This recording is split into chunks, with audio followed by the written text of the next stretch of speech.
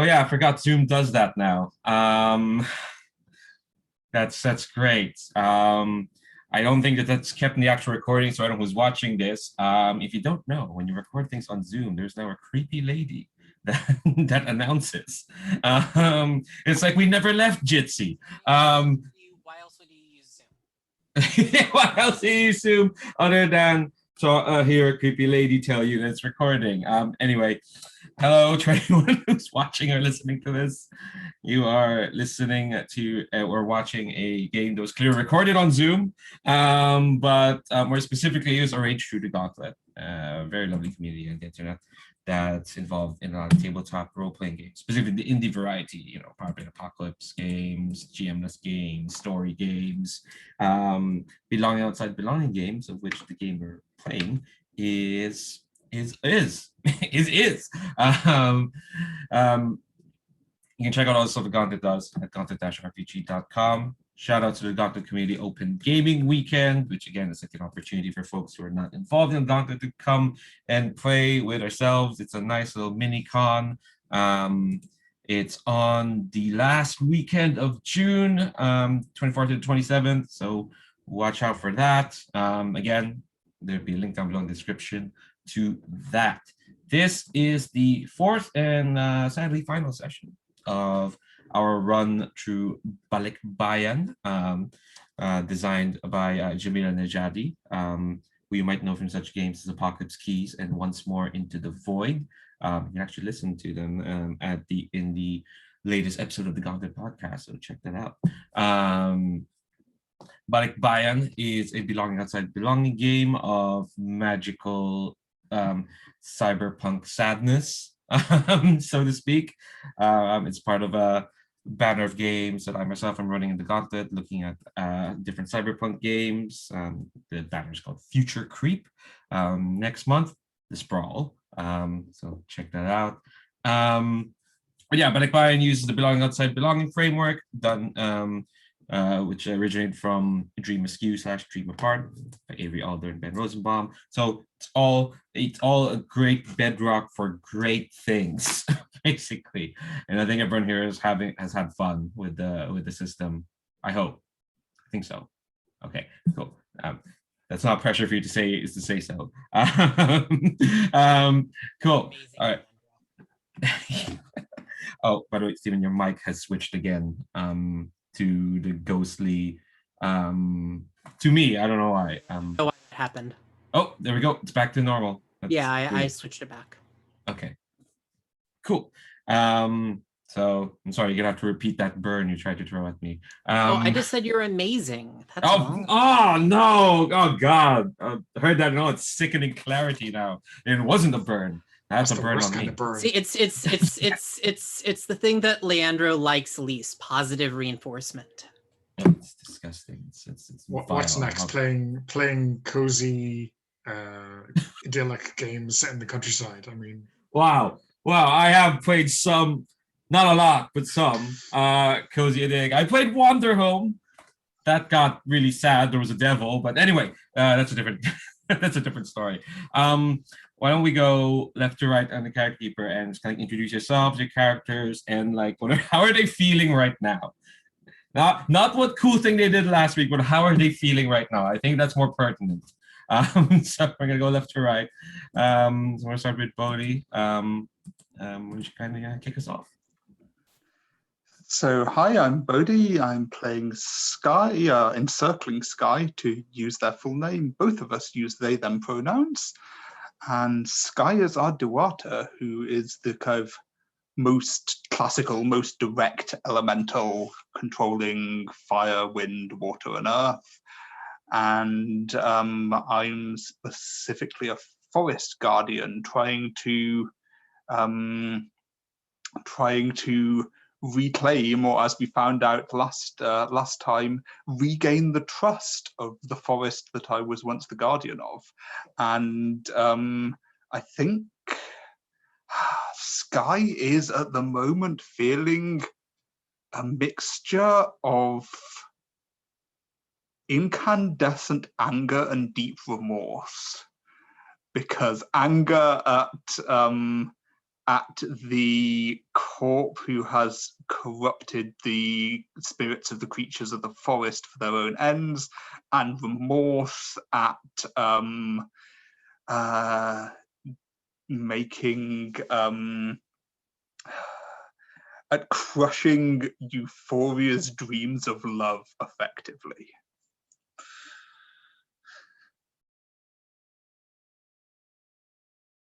Oh, why do we do this to each other? God. Stephen, why don't you introduce yourself and tell us how your character is feeling? Yeah, hey there, I'm Steven, he, him, and I'm playing Quest, she, her, who is the saint. I am Faith Incarnate, and I have come to burn away the corrupt heart of the city. What is Saint? I mean, what is Quest feeling right now? I think she's just pretty motherly right now. She mostly wants to take care of Sky, I guess. Maybe Mother Sleep too, if Mother Sleep stops being so smug. Last time we saw Mother Sleep, like they poured it in with their friend crying, distraught. Exactly. Okay, all right, we'll get into that. Cool. All right, that's Quest for you. Donna, what about yourself? And your character. Introduce yourself. I mean, don't tell us how you're feeling right now, if you want to, but you don't have to. My name's Dana. My friends are he, him. I'm feeling fine, though I could do with the holiday. I'll be playing tonight, more importantly, Euphoric Fear, the Aswan, known to her, I would say friends, no, companions as Euphoria or Fee, and pronouns she, they. And, you know, Euphoria is feeling fine. Everything is fine. I mean, obviously, the best way to deal with the painful memory of an almost lover is to have it surgically excised at a cyber prophet's grotty stall and replace it with like some kind of next level hardwired predation. So yeah, I'm fine. How are you? Great, doing great. Well, myself, I guess in contrast to Fee. And last but not least, speaking of Mother Sleep, introduce yourself and tell us how they're feeling right now.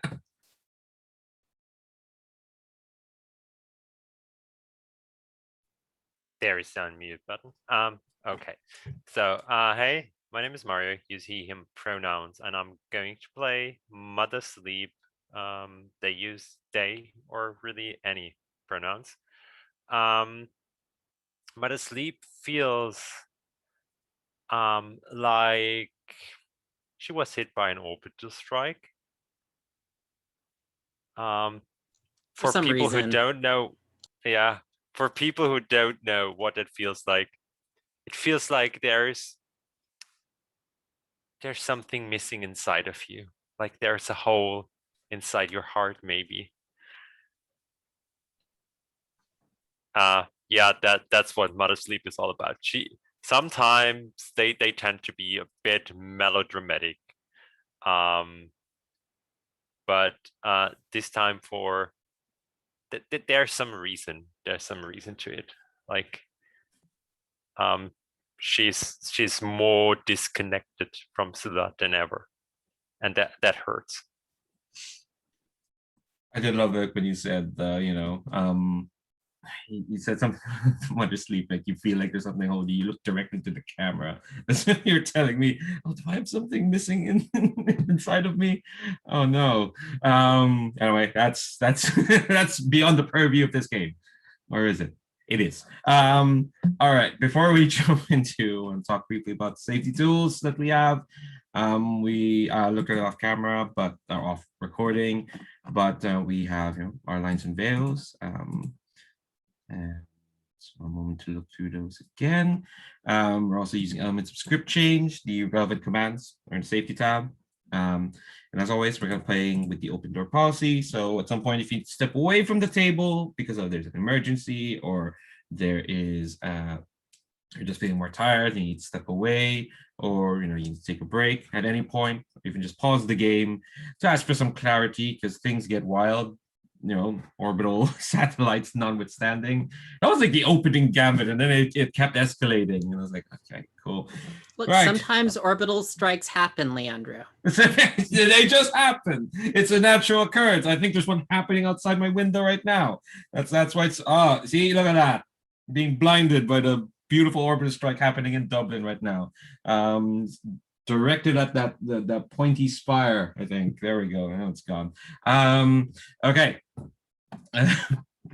All right, let's come back to where we last left off our characters, which is like hanging out on some private upstairs bar / room at the edge of the market, after you all decamped from the annihilation of this club and the corpse showing up, and then Sky going bananas, going on them, going nanomites at them, not really bananas. And actually, no, there was Mother Sleep eating the orbital strike, and then Sky, and then the corp came in, and there was a lot of there was so much. Now you're all deep into each other's feelings. There's also Euphoria deleting her lover from her mind. Okay, all right. So we got a snapshot of how our characters are feeling, and we're all kind of in this room, and Mother Sleep, your friend Nikolai is like, asleep on the couch. Hold on. Sorry, I keep getting messages. I feel like there's like 5 different messaging apps I've got. Like, all right, I need to sign out there, sign up from that one, sign up from that one. Yeah, you're all kind of in this room. The corpse, good. Have kind of like they've gone from the market. I think Sin has just kind of like slid in through into the room, kind of giving you all a wary look, and I think she's just, coast is clear, and don't take this the wrong way, but I think I've had enough fun for tonight. So unless you're planning on unleashing anything else on my market, you best be on your way.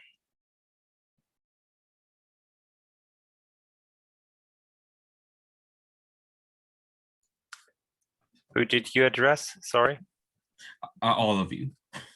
All of us. Yes. I think I wait for Quest, because the whole attacking the market idea was hers. So who is this that's talking to us now? Oh, I'm it's forgetting. Oh, okay.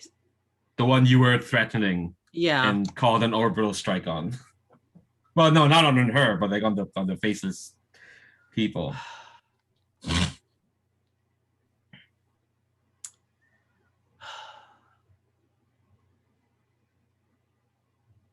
I think that I kind of look at her and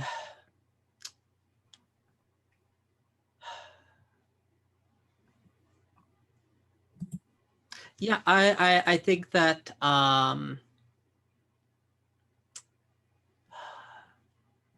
continue to deal with such creatures as those creatures shall be the death of all the I'm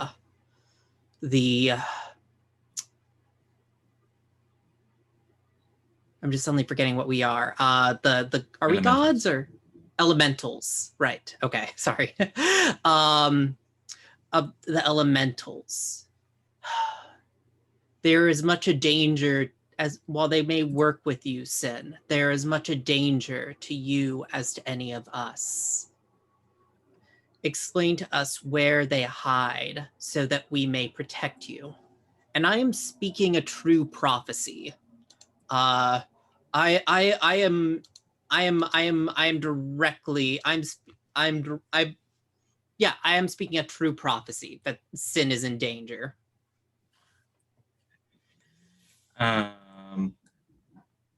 Cool. How does this manifest, do you think? Like, how would Sin know that like you're speaking I think truth? that as I speak, my divine form opens up behind me in silhouette, and we see like the red-eyed blue figure of divine wrath holding various holy implements. An Ankh, a holy book, like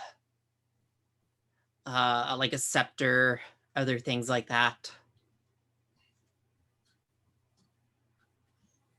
I think like Sin tenses, and kind of like mutters to like herself, can't perceive, and just like, I get it. You waved enough long pointy things in my face. Yeah.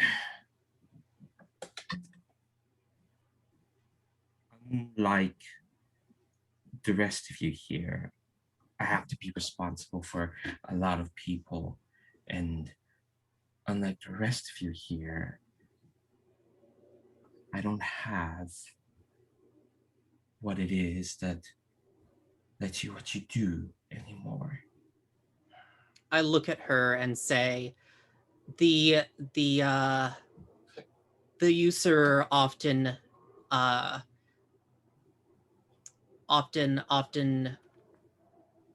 confuses greed for responsibility sign. I am asking you to care for others, not to own them.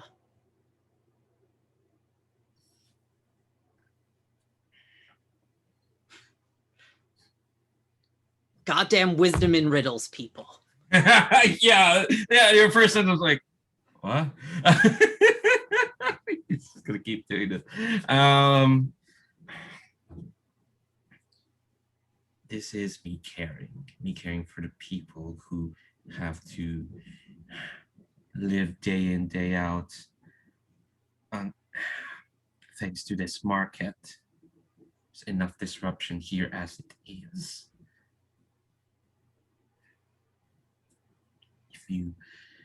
If you're planning to take the fight to them, I'm not going to get in your way. Take the fight somewhere else.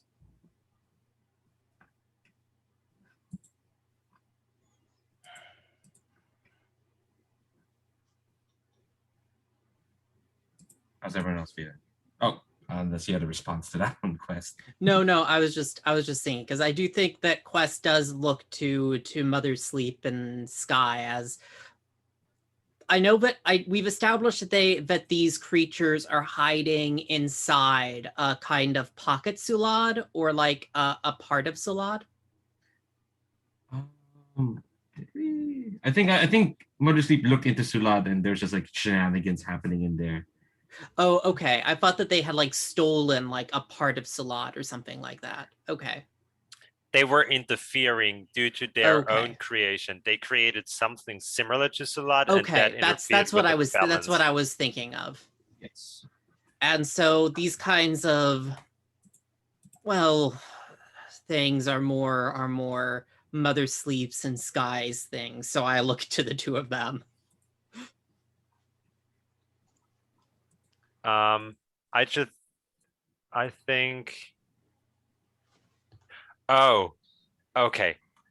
I'm gonna go creepy again here. So I'm gonna say, the corp wasn't here for us. The corp was here for all that is free. And you all smell of free people. But I can help you with that.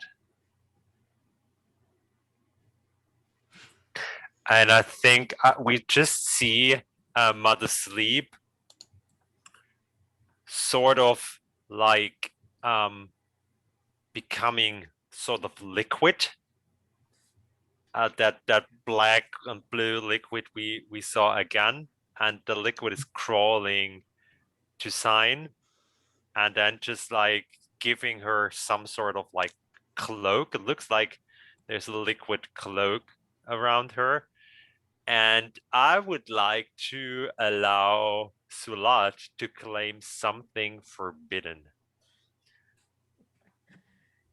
What does that mean? Take that token. And I think I'm actually not allowed to interfere with the aura of the living people, or like let Sulat take that aura away from them. So I think that has something I don't really care about, but I think that brings an imbalance to the karma of that person. Hey, I guess I think what I want specifically, what are they like what are you trying to accomplish with this move?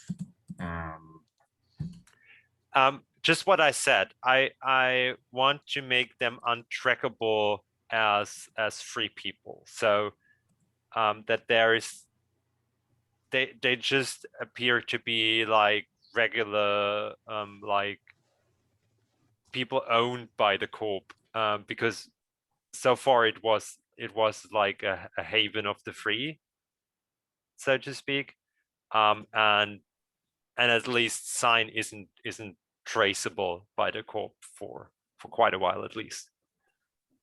Yeah.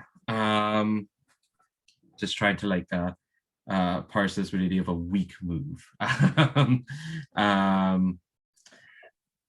It's something that I think the forbidden part is that this freedom I stole from Sign is now the freedom of Sulat. So Sulat is like got that freedom, and is now able to do weirder shenanigans than before. Like it's not that the barriers have been broken down. Like there's been this orbital strike, there's been these boxes interfering with everything, and I feel that at least for me, that will have great personal consequences, and maybe even like greater consequences for all the people, because I'm supposed to guard and maybe more so shepherd, be a shepherd of Sulat, and I can't be that when Sulat becomes a free entity, sort of. Does that make sense? Is that too weird? I think I'm just not following exactly what's happening here at this moment with this what's happening to Sin, I guess. Like what is what is like the weird liquid coating doing?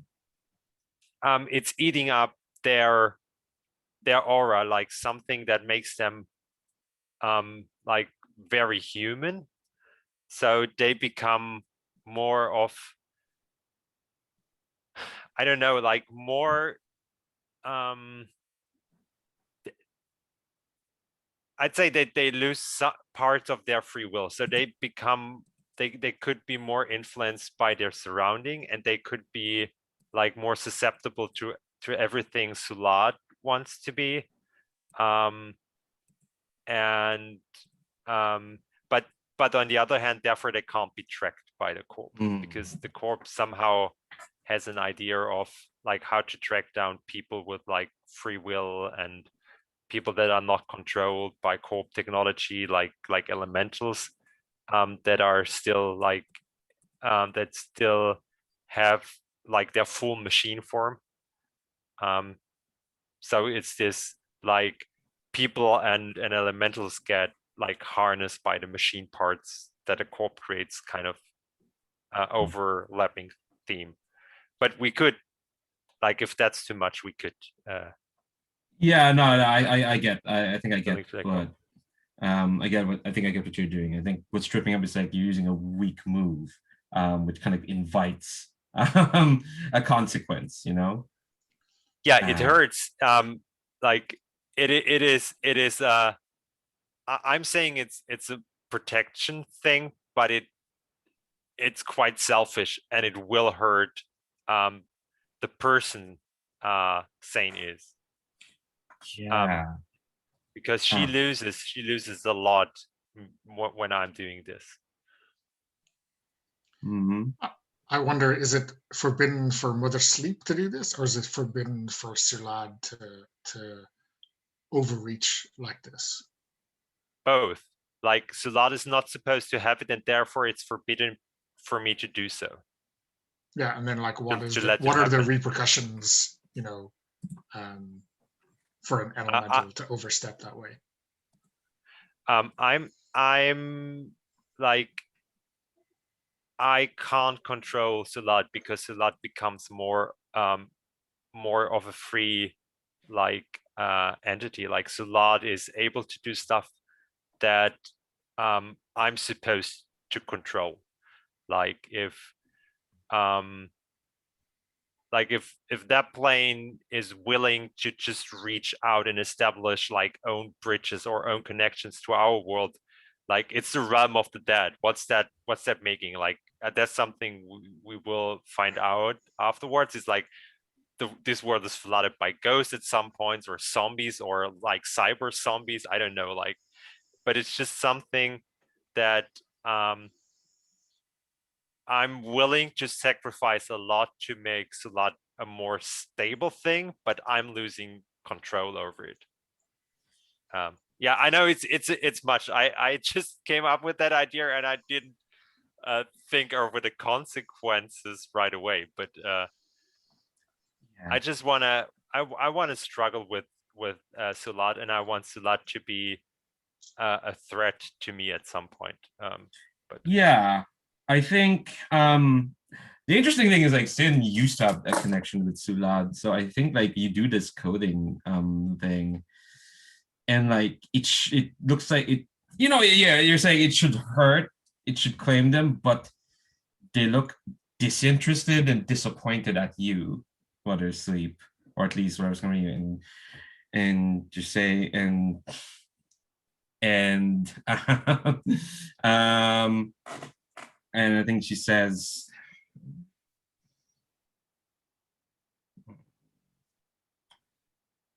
I take it back. I don't miss having this connection at all. What the hell are you trying to do? You know there's going to be consequences for this.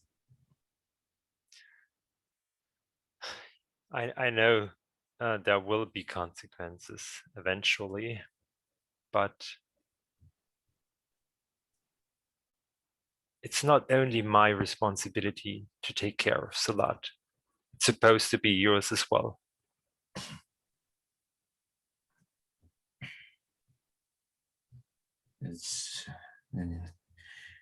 Tell me, did Sulad give a damn when I lost my connection to them? Does Sulad give a damn for any of us? You're trying to describe emotions to a place. Building doesn't give a damn about it, about people in it. You're just saying this because Salat cut you off, because you weren't the guardian you were supposed to be. I'm giving you a second chance here, and you know very well what it felt like to be connected with Salat, and by now you should know that Salat is suffering, and the world is at risk. Balance have been lost, and we need to restore it.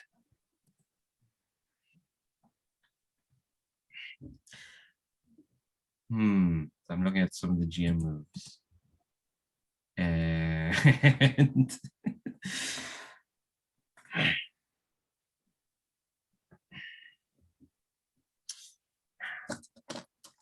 if Salad didn't need me to take care of it, and it's not my fault it's come crawling back to me, or you've come crawling back to me. I think like Sin's fists are like tightening, and I think the world around you kind of like ripples a bit. You know, just tiny ripple. Yeah.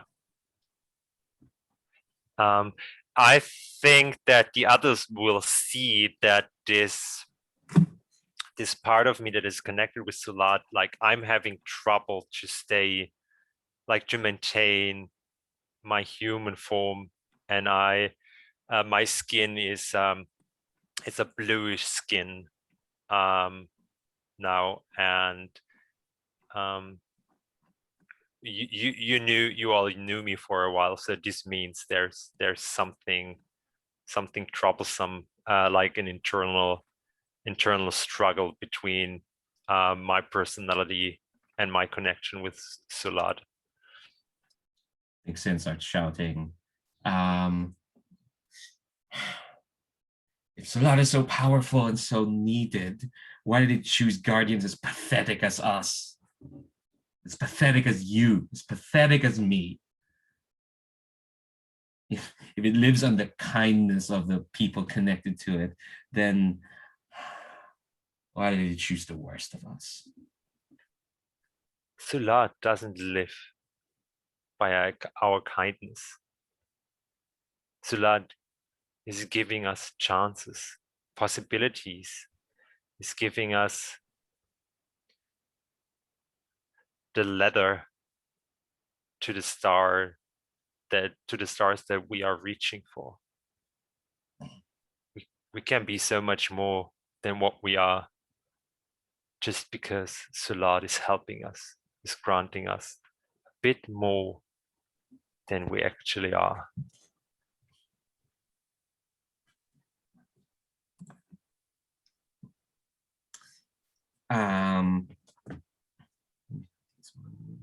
How's everyone else feeling?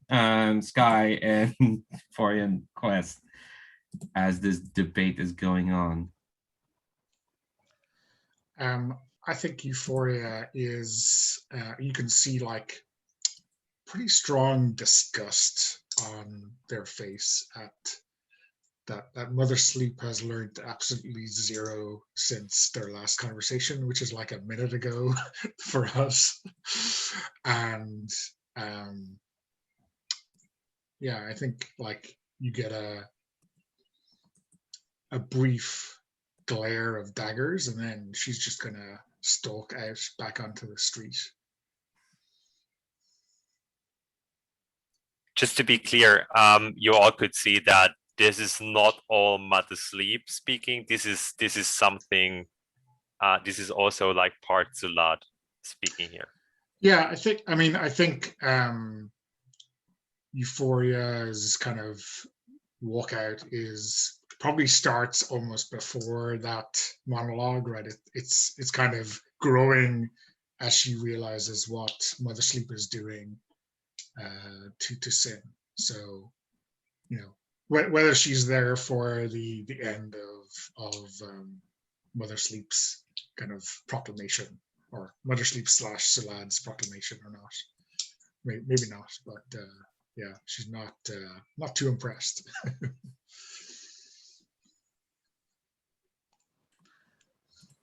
What Sky? Sky is Sky is feeling kind of slightly galled, slightly kind of it feeds into her kind of enraged state that that Sin is claiming this whole what do they call this whole location as her domain exclusively, whereas I know that there's the remnants of the forest here.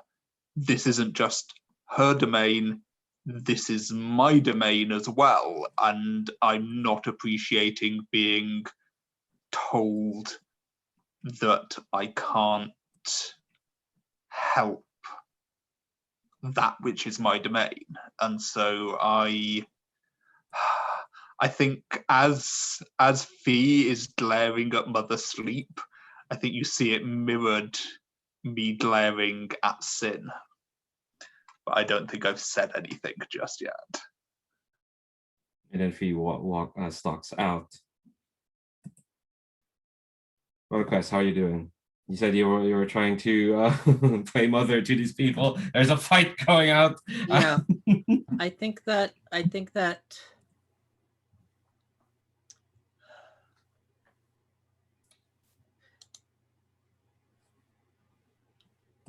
I step in, and I think that I am sort of intervening here, and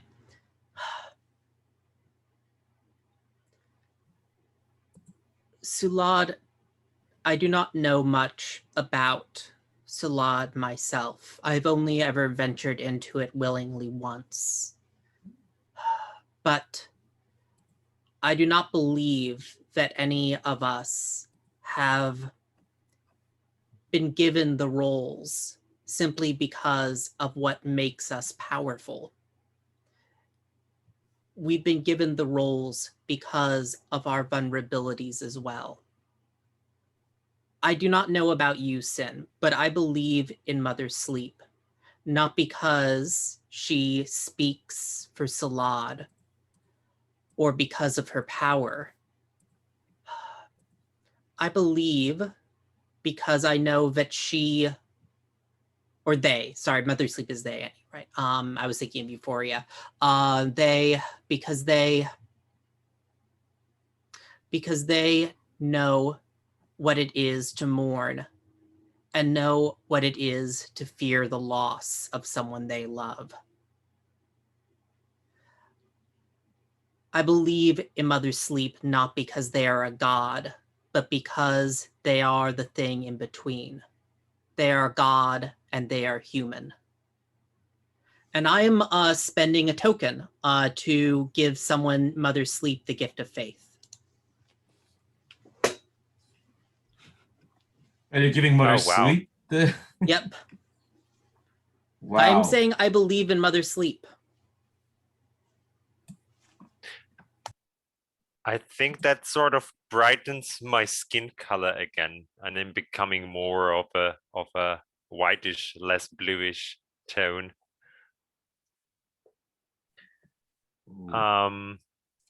Yeah. Do not okay. let it go to your head. Your insistence on using tarot is still nonsense. And then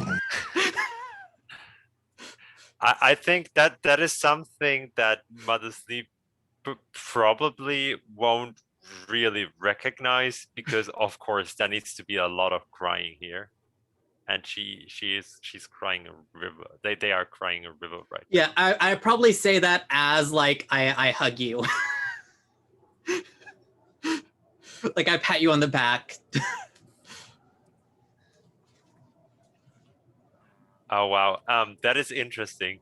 So let me ask you this: what, now that I'm sort of losing it, what face do I wear? What is a dead loved one of yours?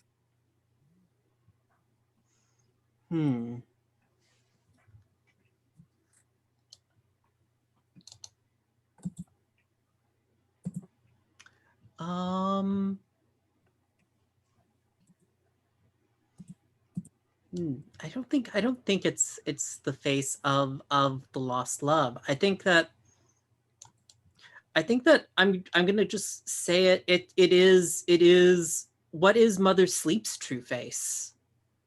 Because I think that who I care about most right now and who I want to protect right now is Mother Sleep. Oh wow. Because I am giving you the gift of faith right now. I think that makes me a child. Oh, and the interesting thing about it is the child looks like sort of one of the faces, but without the golden triangles. It's just that you can't recognize like any any facial details. It's just like it looks like there's some overlay, something blurry. And what I want to say with that is that Mother Sleep, they just don't know who they were before they connected, before they became a guardian of Sulat.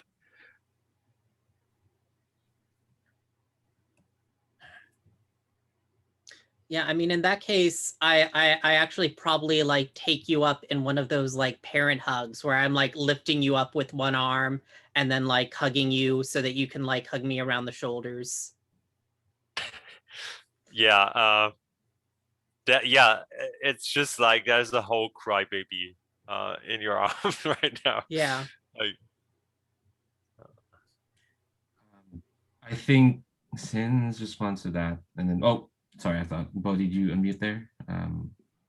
Oh yes, I was just going to say that kind of this raw display of emotion kind of deflates Sky, and kind of I was all getting ready to kind of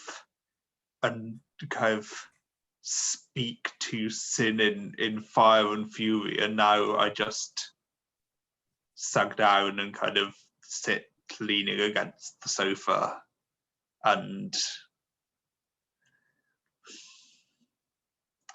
I think I almost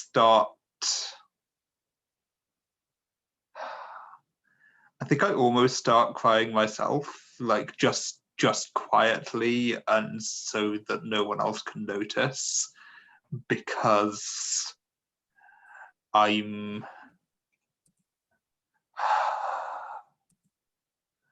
think I'm weeping for everything that we've all lost, kind of as much as we still have now. There's so much that we've lost.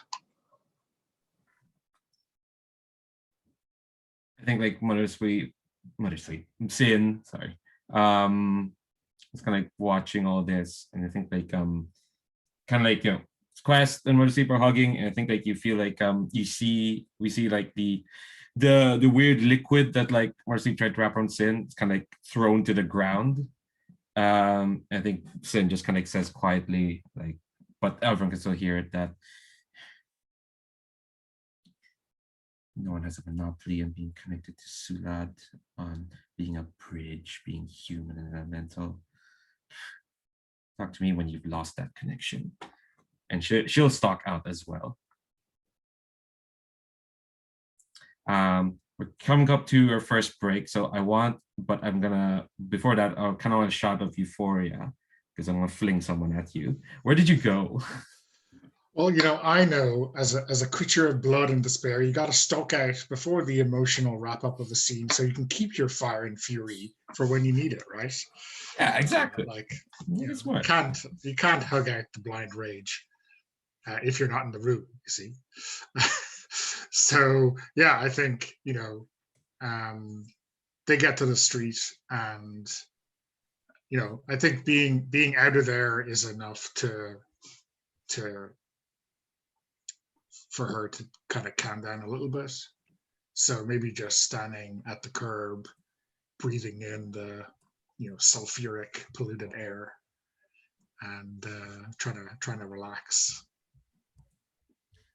Yeah, I think like there's a voice kind of cuts through all like the noise and through all the you know, the city sounds, kind of like almost like trying to hook you.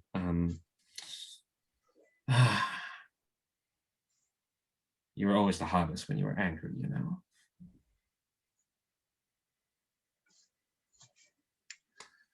So I'll look over in confusion at whoever's saying this. Yeah, so there's this figure in kind of like deepest blacks, even with the mask, but they've got long trailing. Okay, this picture is tripping me up. I thought it was pink, and then I thought, oh wait, this is blue. No, wait, it's purple. Let's say they keep that kind of quality. In certain lights, is it blue? Is it purple? Is it pink? But yeah, they've got the like hands in their pockets. They've also got like, you know, a face mask, but their eyes are playful as they're kind of registering your confusion. And I think like Oh, good. And I think when I don't recognize them, or maybe it's like I vaguely think I might have seen them before, it's like, oh, well, that's cute and all, but who the fuck are you? I think they do laugh. Oh. Oh, that's that's hilarious. Oh, you always threaten to do it and think you'd actually do it. Oh, that's adorable. That's adorable. You're always so adorable. I think like the world around you almost kind of like stops, or at least you blink and suddenly it's like the world has kind of stopped around you. And I think that you can feel this kind of like woman kind of smiling at you, even though they've got the mask. Oh, this is going to be a fun conversation. Find out more after these important messages. Yeah. Well, to us, it's going to be a break. But to the people watching, we're just going to jump straight ahead, which is the most fun part. But yeah, let's come back at 35 past the hour. So BRB. Thanks, Creepy Lady. All right, let's come back to Euphoria. World has stopped around you. Strange lady acting terribly capricious. It's probably being a bit of an asshole to you by being this obtuse. How you feeling? What are you doing? Yeah, I mean, I think I'm inclined to kind of square up to her. Like, I mean, you've messed with the wrong lady.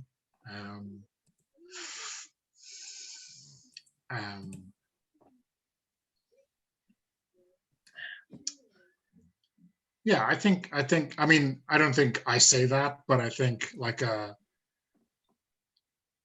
bared canine tooth and a raised eyebrow kind of says it all, especially given that she knows me.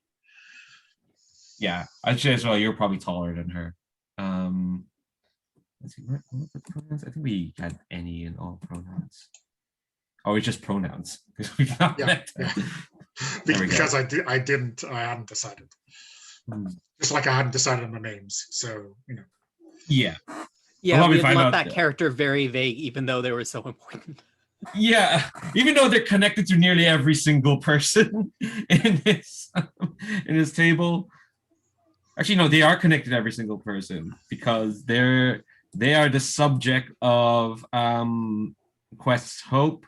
They were killed by Sky. Their rebirth was witnessed by Mother's Sleep, and they were Fee's lover. Yeah, So. well, I mean, technically, we're also all in love with her, I should note. Oh, I think is what we decided. Okay. Well, and who wouldn't be, right? Yeah. Well, you were so in love with her, you did an Eternal Sunshine of the Spotless Mind on yourself and ejected her out of your mind. I think like she's looking up at you because I don't know, they're smaller than you now. Could you tell me what's the difference between an elemental and a god? Can I tell you? I mean, I probably could, right? But elementals have to prove their power, right? Gods don't. Their credentials are established. That's an interesting distinction. What I found out is that elementals, they kind of just are. Gods, sometimes people demand the existence of gods. Sometimes I feel there's a want and then a god comes to collect that want.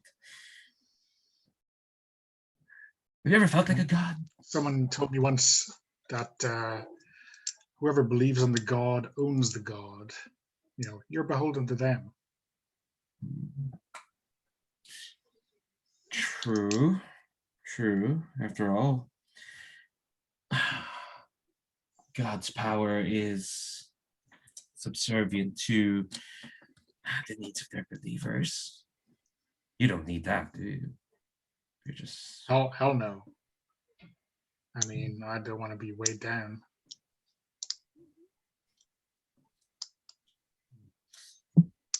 all right. I This is the mean- moment of truth. What's their name? Well, you can't expect me to come up with a name right. I've abdicated responsibility. 3 Okay. weeks in a row. All right. Okay. Okay. All right. I'll think about that. In the meantime, finish the thought that I interrupted you. We can call them Xerxes because that already has 2 X's in it. You know, if we want.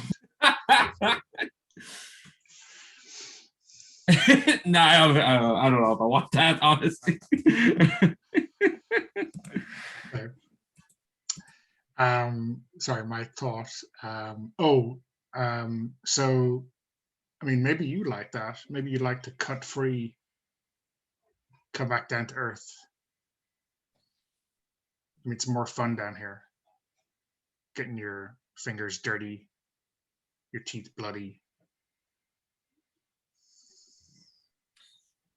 I think like they'll kind of like walk around you, kind of like looking like they're deep in thought. And as she's doing that, the world around you changes, and you're now suddenly actually not.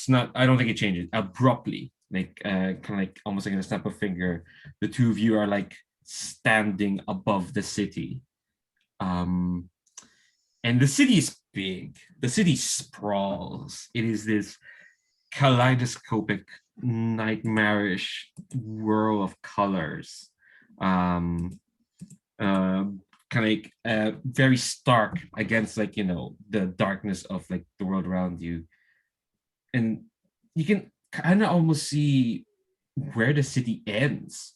You can see out in the distance. There are like these there might be mountains. It's hard to tell. It's so dark, and you know, light pollution has claimed the night sky.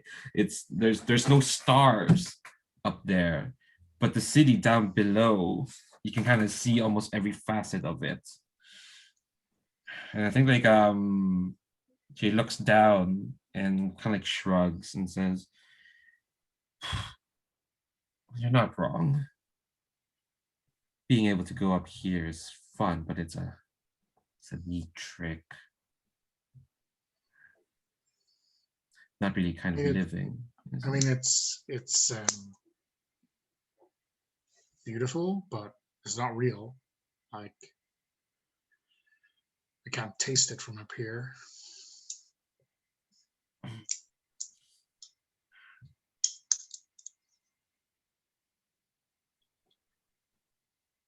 Do you mind showing me what it means to be, what was the word, real?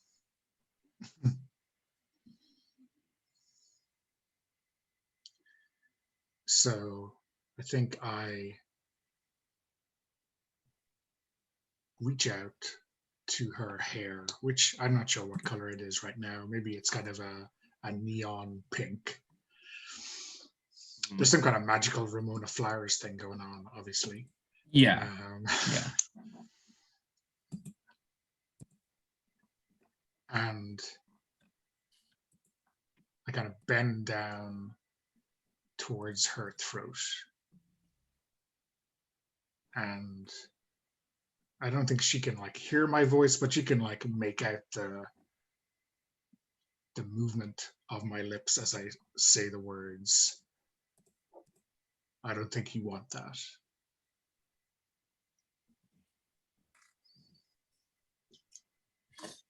Oh man, I think like we get a shot of like their hands kind of clenching at that in this very tense moment above the city. You don't know what I want. I mean,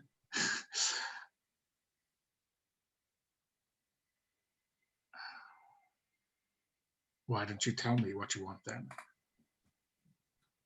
Let's start from scratch.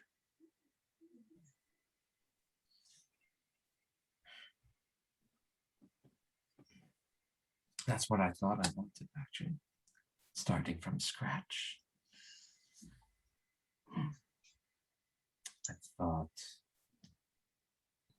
being reborn this way, and I thought with all this power, why can't we all just start over? This city is a burden on so many. Why don't we just... They snap their fingers, and I can't snap my fingers, but that's what they do. Why not just start over? Wipe the accounts. Some of us will keep the lesson. Someone has to learn. There's no point in starting over without learning from the past. Why not just do that?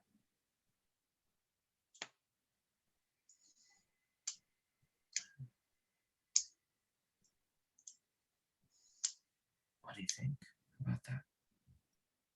Starting from scratch.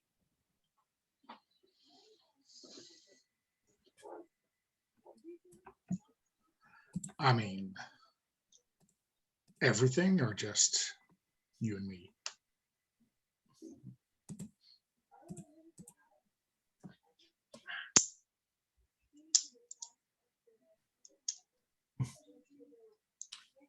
At first, I thought everything. I thought you would want. But I think you've already chosen for us.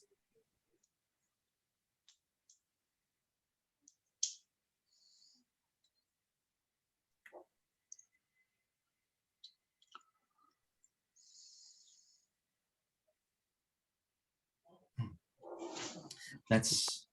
I think like they kind of like step away because you've been in this like tense kind of like looming over her position for this. But I think she just like take a step back. No, I think I agree with your decision. Yes, it's... Let me reintroduce myself.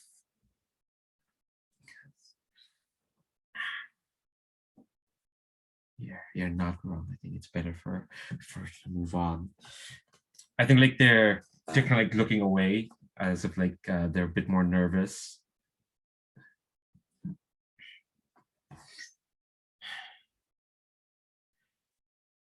What if it were the two of us? Then what if the world fades and it's us from the beginning?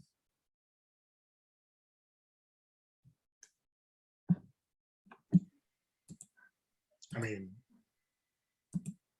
so you do think, you know, resetting everything is the way to go then, is that it? Hey, I like this world. It's where I keep all my stuff.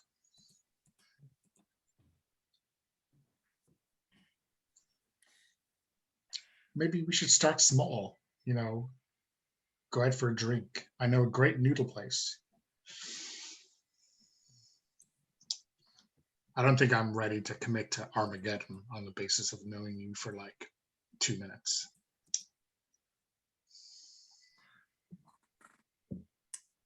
Two minutes. We used to have so much more than 2 minutes. Okay, like maybe 5. I don't know.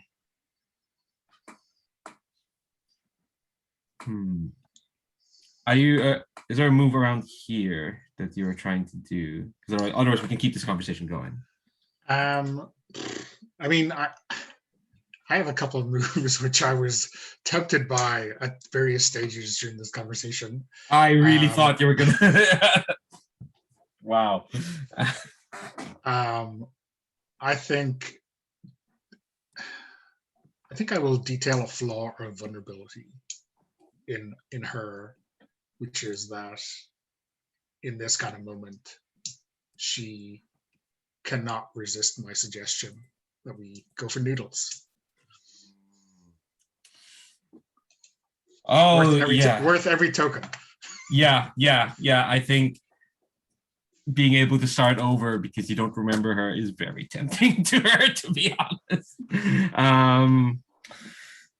So I think she's starting. I think she eyes look like concerned.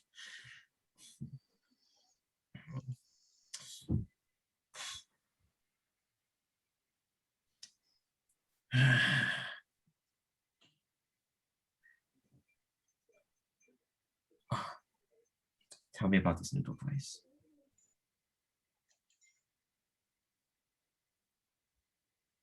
Okay, I guess that is the lost tortoise, right? Yeah, So- yeah, yes. I mean, yeah, it still is. So cut. Yeah. Yeah, well, yeah, we'll cut away there for the moment. And yeah, at this point, like we're kind of like, in like a see scenes we want to see mode. Unless we want to follow up on all the crying that's been happening, back in the market. But that's up to yourselves. You want to keep talking to each other. Okay. I want to come back. Oh, I want to circle around Sky.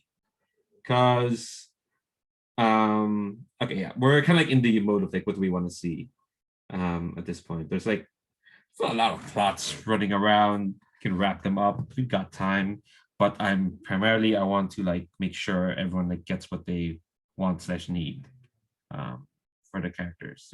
Feel relatively. I say no to feel fulfilled, not relatively, but actually. I want to wrap around Sky. Your rage has deflated. Last time we saw you, you were crying for all the loss, for all the pain. What's your like? What's your like next step? What's your next go?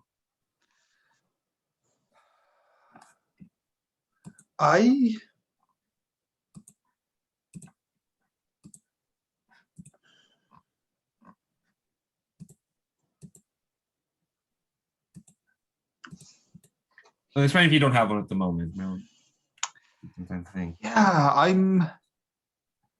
was thinking I wanted to do something about protecting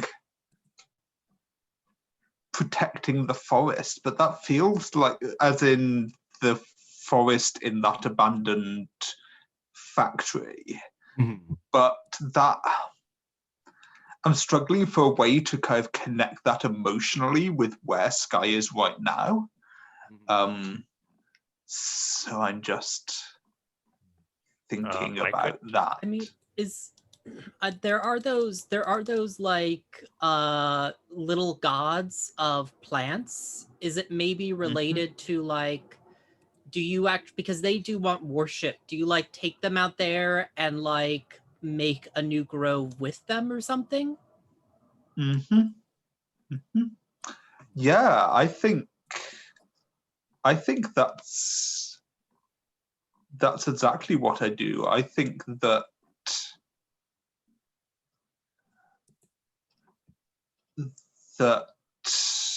I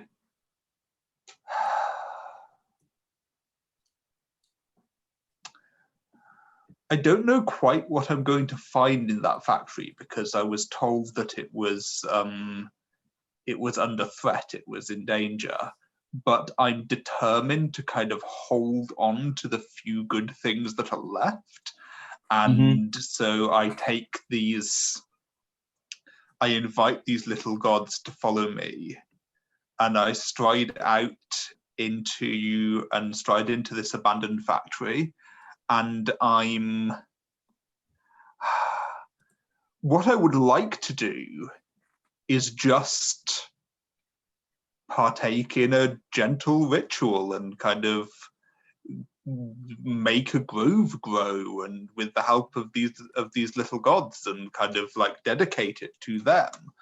But if I happen to encounter any resistance, I think I'm perhaps in the mood to sweep it before me. Yeah, oh, that's absolutely. There's going to be resistance. Last time we saw the factory, there were all of these faceless folks running around.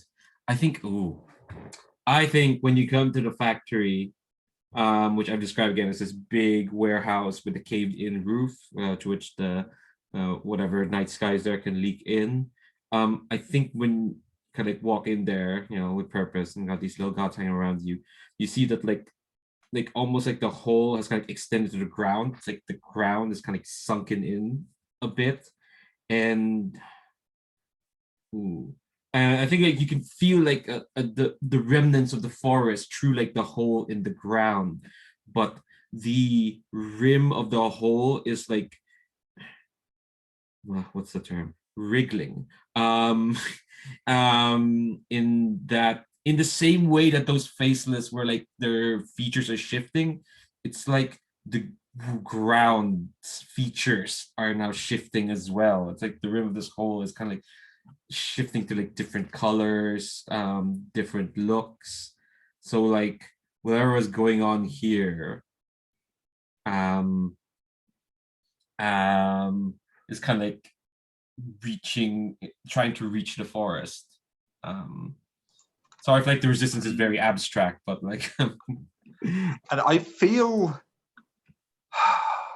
I don't understand this, and I feel because I don't understand it, I feel my rage rushing back.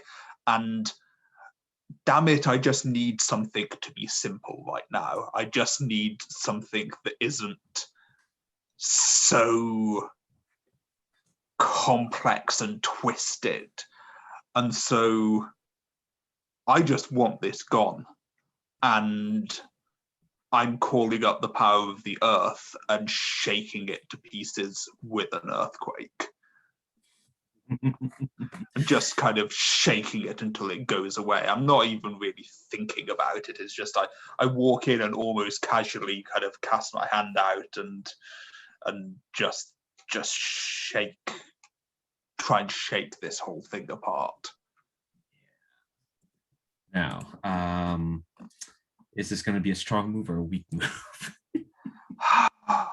This does not sound like uncanny precision to me. This sounds like leaving collateral damage in my wake, so I think it's got to be a weak move. Yeah, okay, all right. We're gonna go out with a bang today. Okay. I think then take a token. Also take another token for the exploring the remains of a dangerous factory. Yeah, the wriggling faceless weirdness, it doesn't stand a chance against this sheer raw power that Sky calls from the earth.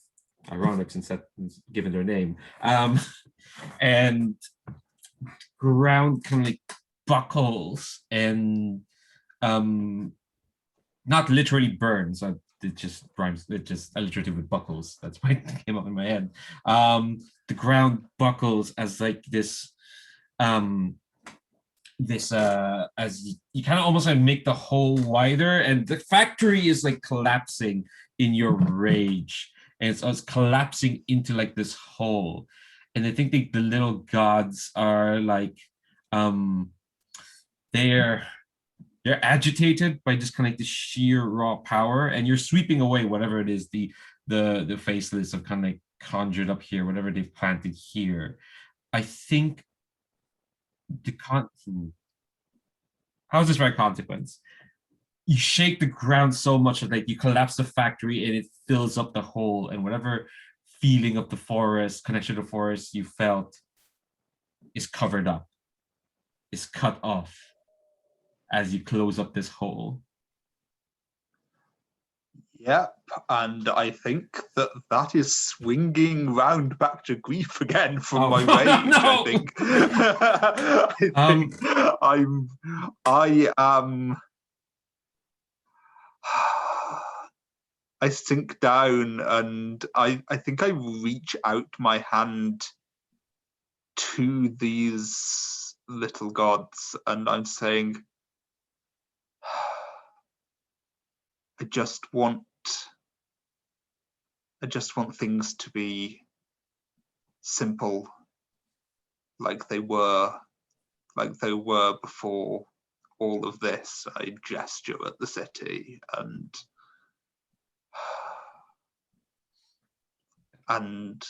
I think I look at these little gods in the eye and just say, I'm sorry. I think you feel like the little gods like kind of like holding your hand, your fingers. It's like little tiny hands holding your fingers. And you can feel, I don't know if like these little gods speak, but you can feel like they're not mad. As in they're not properly mad. Not like in a they're not mad, they're just disappointed. They're not mad at you. I think like you can feel them almost kind of like tugging you forward as if to say like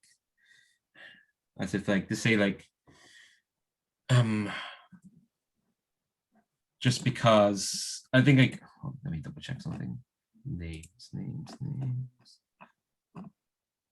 The revealed the dying forest. I think like they're kind of like almost kind of with tugging you kind of forward, as if to say like, you know, your connection to that forest is cut off, but that doesn't mean you forget what a forest feels like. Even if it was fake, even if like the core put you in like a fake forest, you know, or at least you have like a deep feeling as to what the forest is, what a forest is.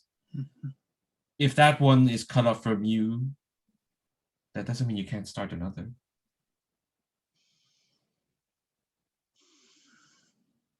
And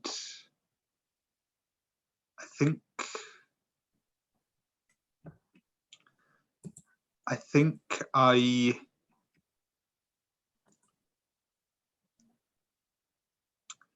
take comfort from this, and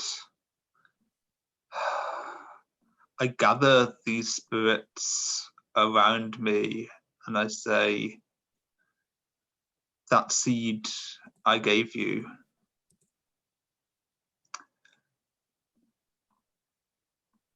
I have more like that. We need to find more of us, so that we can start again. I know this might be painful for you, but do you remember anything of the time you were enslaved in those faceless things?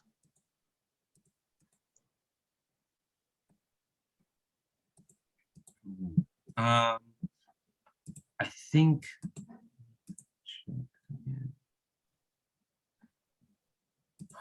like you feel like the touch of the little gods on your hand kind of clench a bit. But I think you feel like their pain kind of like pour into yours. But you know, it's the kind of pain that happens when one tries to share deeply and truly with another. And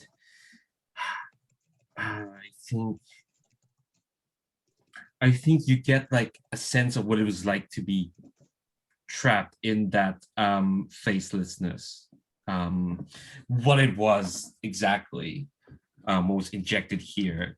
It's definitely bits of elemental magic.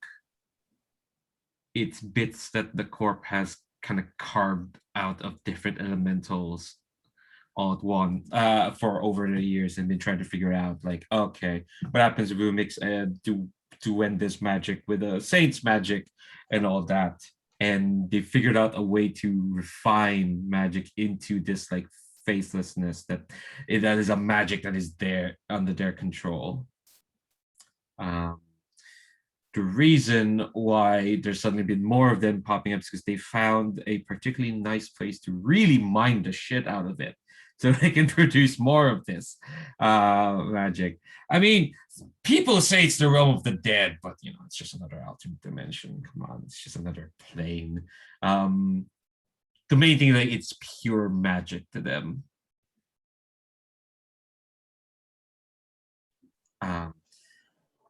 So you okay. Oh no, go for it. I thought you'd finished. Yeah, because I just realized I don't know if I actually answered your question. I was just like tying up loose ends. Yeah, I think then kind of with that understanding, the thing is like this is quite painful because they're sharing you the pain of being under that kind of facelessness, and that like there are like most of the time they're kind of used in like a raw kind of manner, as in they could just create just simulacrums of people who wander around faceless and hoods, and sometimes, but most of the time they use this facelessness to corrupt things of elemental make, other elementals, no gods, immortals, that sort of thing. Like they don't use it in ordinary people because it's a waste. Who wants they have control over ordinary people well enough. It's fine. They don't need to waste this on them. I think like kind of with that knowledge, like you can kind of get a sense of like there are others. There are other like other people under control that facelessness, like Mother Sleep's friend and whatnot.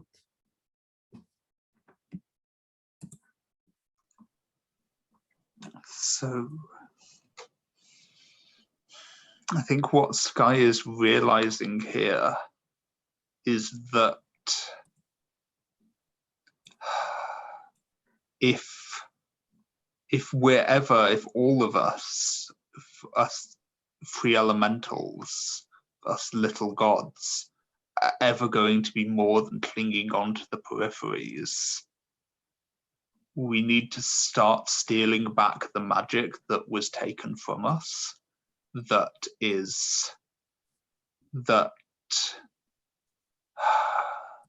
we can't do things slowly and carefully anymore, because everything that we care about, whether that's the forest or Salad or love or faith, is so fragile now that it can be snuffed out just like that. And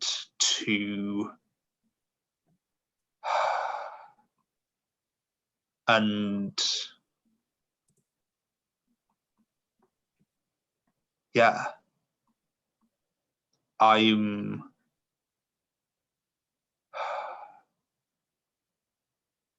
I'm realizing that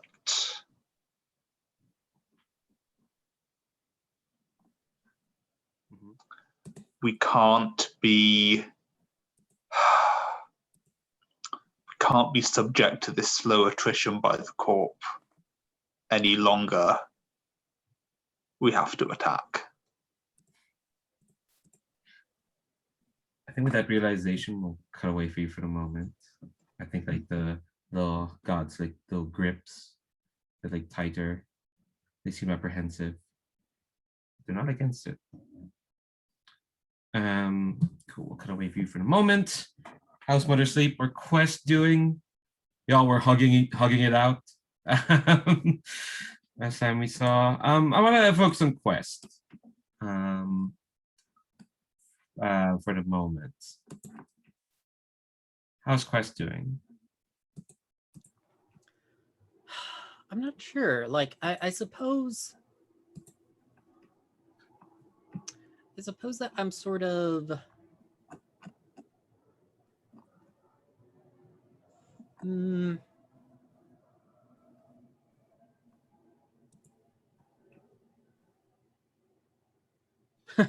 I don't know.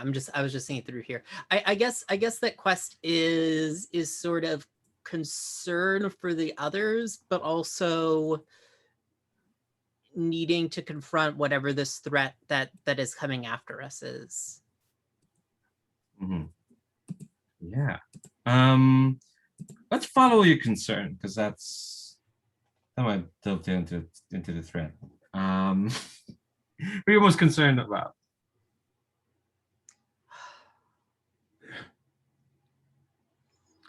mean, we already had kind of a lengthy scene there with Sky, but I think that probably instead I am going to.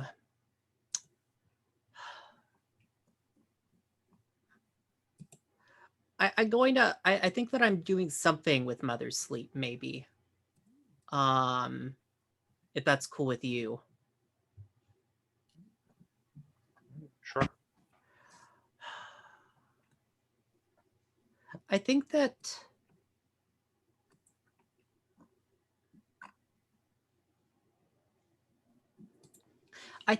actually I want to go to the market, and I think that I have like, is Mother's Sleep still in their child form, maybe? I think that changed with you giving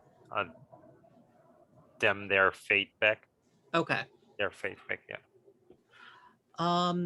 Because I think that like I have taken you to the district, to the market district, to, or maybe even the Haven. I think that I've taken you there to like an old like, I'm kind of imagining one of those like pedestrian underground tunnels, pedestrian tunnels. Mm. And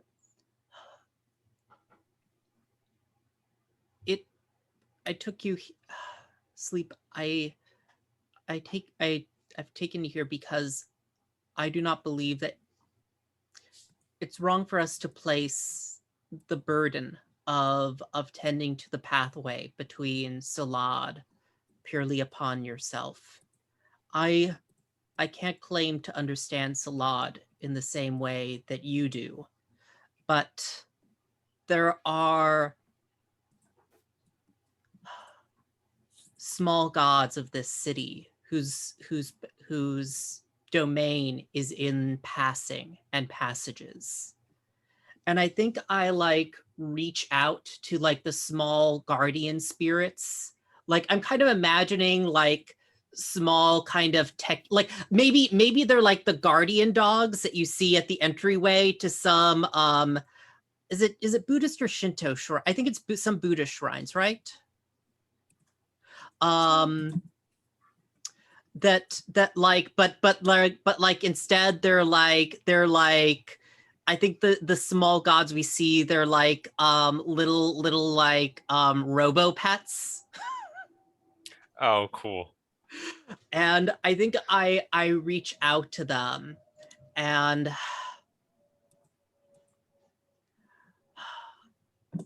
I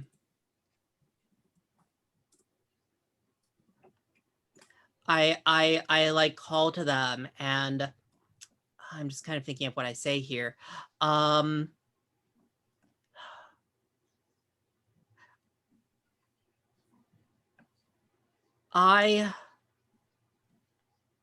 like take one up. I think I probably like, let's say Cerebus is like, this is straight up a little like techno pet little god named Cerebus, who is a keeper of doorways. I cannot claim to understand Salad, but I can take on the meaning of passageways into myself. And I think like, as I'm saying this, like the pet is like unspooling and breaking apart and like integrating into my clothes. So now I have these like little like dog bangles. And I am using my elemental magic with unwavering faith. And I'm inviting the little god to permanently take up residence within me.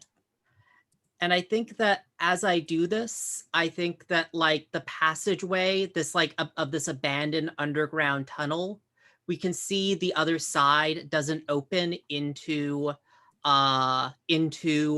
like this, just this pile of rubble anymore. We see that beyond it, there are beyond it there is, I guess, what do we see beyond it, Mother's Sleep? Because you have more say in what Sulad looks like than me. So I always imagined Sulad being a place that has, like, the place itself doesn't have like a clear structure or like a clear shape. It's not like a landscape that we used to look. It's everything is a bit moving. There's like this water and flow and darkness theme above all of it. But what we do see is there's like the like throughout the whole place there's something that looks like real big shards, like a giant has been splintered into pieces, like a giant made of glass or something, and these shards and these bits and pieces of glass reflect like sequences of memories. These are the bits and pieces of people who died but are remembered. So you could see that those shards have different sizes and different brightnesses and different colors. So it's sort of colorful, but the overarching theme is like quite dark and desperate and sad. And I say, like, I cannot understand Sulad, but I can keep I can watch the gateway with you. And I just give you a smile, and it's not the sad kind. It's like a truly happy smile that I give you, and I hold your hand, and then what now is it's just like a screen or a window towards Sulad, and I touch this wall of glass, and I'll spend a token to open a temporary portal through Sulad, and I say, see, this is how you do it, and you just have to feel it, I guess, because like I reach for out my me, hand as well, and yeah. I think we see it like pass through to the other side because you've opened this. Yeah. And now you probably know why I get a bit emotional at times. It is a bit much, and I'm one of the very last that is guarding this place. We used to be many, but just as you saw with Sign, most of them, they couldn't handle it. They quit. I'm so happy that you've got all this faith in me, that you gave me faith, and that you are willing to share this burden that also holds this immense power. All these shards, that is knowledge. That is all the knowledge that all the people on Earth have left on what was and what were the hopes of those who were before us. I think this could be the path to our revolution.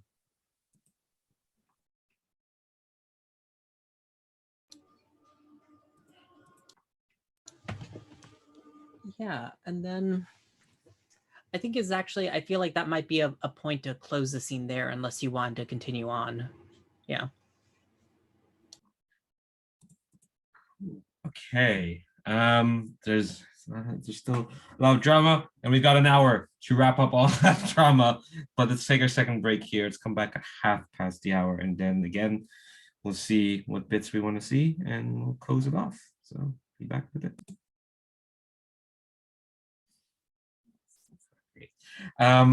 Okay, so I think all right, for anyone who's watching or listening, we talked about this kind of off camera. We're kind of like off camera, off recording.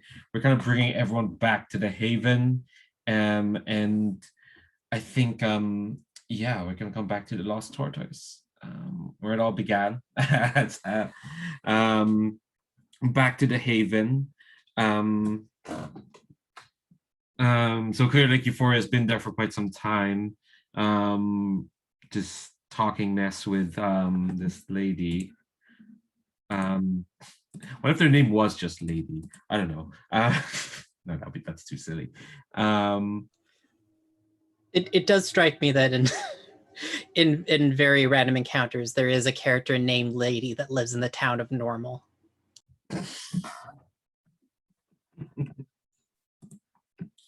How's this? How do you think this date's going? Euphoria. I guess if it's officially a date, it must be going pretty well. Oh, okay. I used the word date, but like, okay. Your, yeah, I think a non-murdery meetup. Yeah, it's a non-murdery meetup. That's the official designation. In wow, dates can be murderous. Anyway, we'll move on. How what's the vibe like? It is. I think there's this kind of delicate dance going on where they're getting to know each other as if it's from scratch, but obviously it's kind of a one-sided. Although maybe Euphoria has changed a little bit, so maybe there is a little bit of this is the new you going on. But yeah, I think when the others arrive, I guess they might see like a stack of emptied ramen bowls and maybe on the side of the table, and like they've been there for some time, and just keep it coming maybe is the order that has been invoked. Yeah, I think definitely on her side. I thought of a name for her, Morrow. Just lop off the t of that, and it's just Morrow. I think on her side, she has definitely cut back on the "oh, I used to know you, what happened" part of the conversation, and is just content to just kind of like talk it out. There's probably like some very ridiculous conversations of what's the nature of a god to an elemental to a non-believer.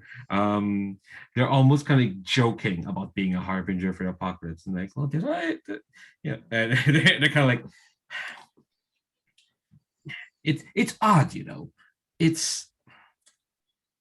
I mean, there must be a part of me that was drawn to such an end state, but on the other hand, there are definitely those who are calling for it. After all, it's a big city. There's a profusion of different like thoughts. So obviously, there's a sizable chunk who's calling for the end of it all. But is that what I want, or is that just what they want? Am I just reflecting what they want?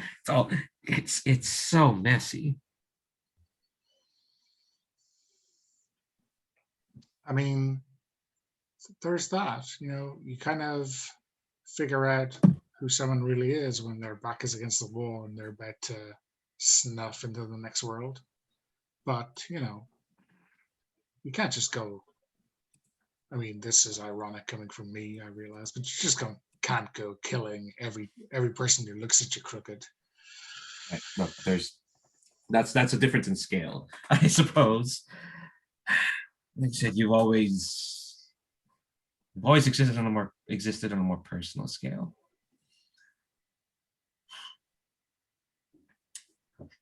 I'll go get some air. I'll be right back. Okay. Who's like the first like filtering? Oh man, it's never good. It's never good on a date when they have to go out to get some air. You're getting stiffed with the bill is all I'm saying, Euphoria. Hey, I didn't eat any of those noodles, so. And yet you've never seen her take her mask off. But yet the noodles are eaten somehow. I'm not going to question the kind of magical all being, all powerfulness of gods. You know, it's never a good conversation to have. Yeah, if someone leaves like this, it's either they're stiffing with you with the bill, or there's an orbital laser about to come in the ceiling. Right? It's either way, it's not good. Look, it was the one-time quest. And I'm not talking about the time that happened last session. I'm talking about the last time we went out for noodles together. Speaking of quest, actually, who's the first to filter in? I guess, or do you want to just bring everyone in?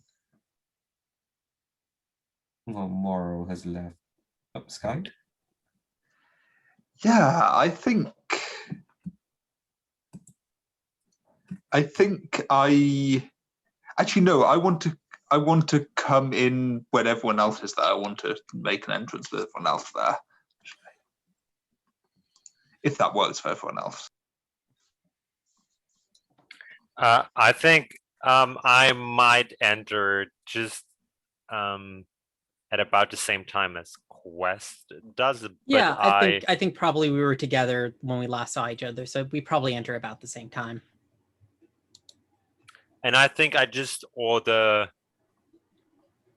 something that is sort of my personal happy meal, which is like a special dish that I'm like only ordering whenever I'm in a good mood, and I'll just order for all of us, and then just bring all the bowls over to the table, and there's clearly one bowl at one place for one person that is missing.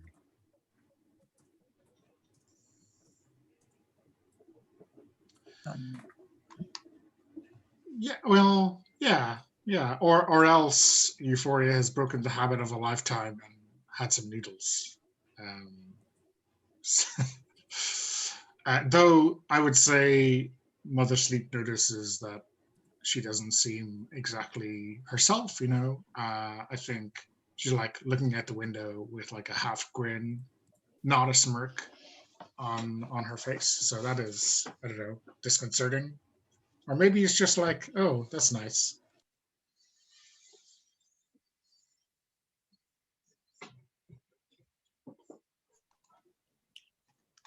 And I think that's when Sky walks in and kind of sits down heavily next to you all. I think I put my feet up on a kind of empty chair opposite and say, what the fuck are we doing? Like, messing around on the edges like we are. Like, it's just the way we're going is letting the corp eat us by pieces. We need a different approach. And I think I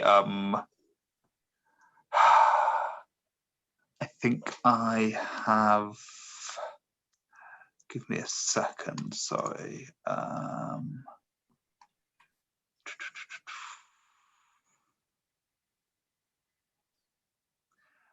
think I want to take a swig of something. I know alcoholism isn't asked first, but this isn't necessarily alcoholic.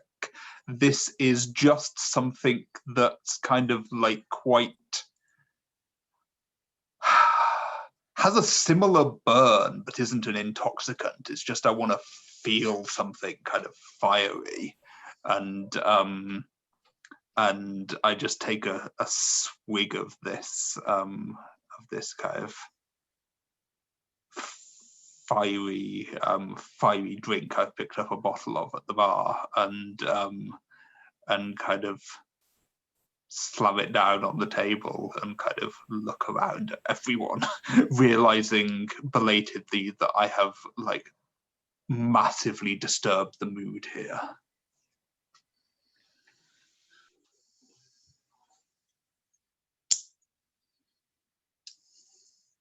Well, Sky, I don't know about you, but I was thinking of what's the term the corporation would understand, buying out my brother's contract. I mean, it would seem to me the less of us working for them, the better.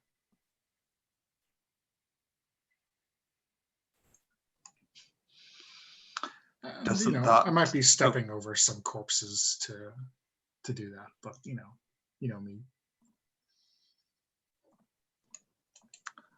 Oh, that's a relief. For a second there, I thought you were talking about playing by their rules.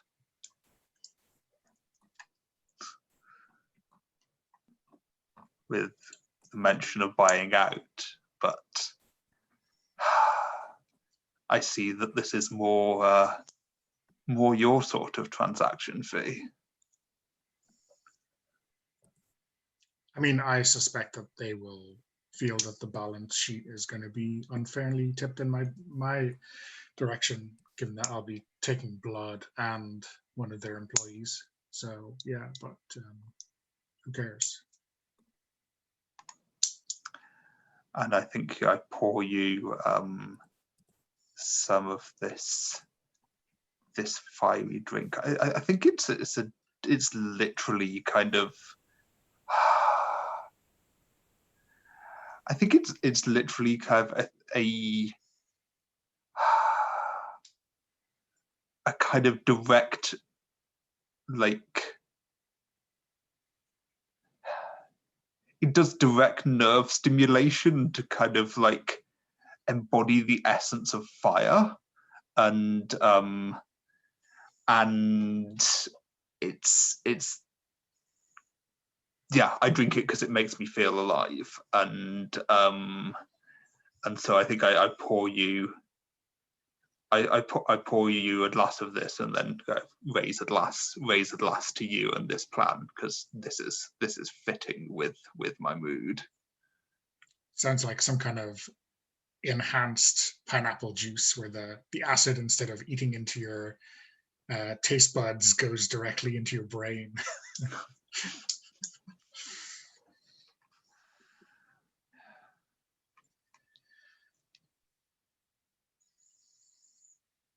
So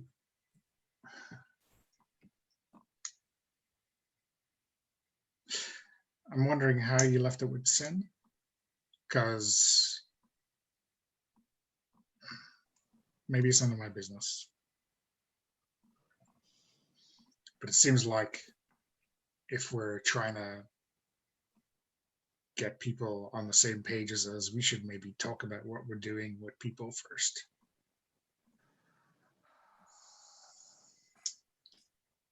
Everyone thinks too small. That's the trouble. She only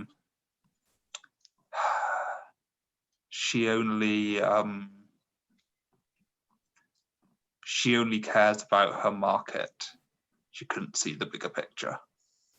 And then I look over at Quest and Mother Sleep to kind of fill in about Sin. Yeah, I think I looked to Mother Sleep to explain this one.